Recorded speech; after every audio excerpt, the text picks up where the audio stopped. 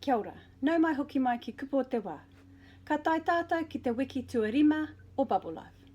Welcome back to Kupu o te wā. This is week 5 of Bubble Life. E rua ngā kupu hau mo tēnei wiki.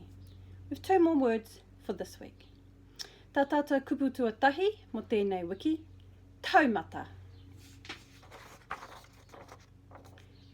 Tā u mā tā. Ano, tā u mā tā. Taumata, level, taumata.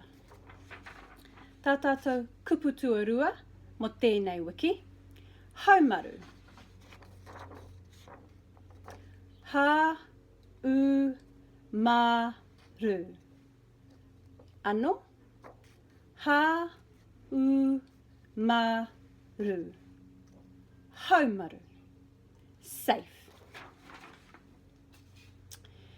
For some more help on pronunciation, check out Sharon Holt's videos. She's got a great pronunciation video. Also, check out our other links on Bubble Life for more help. We've been learning lots of words over the past few weeks.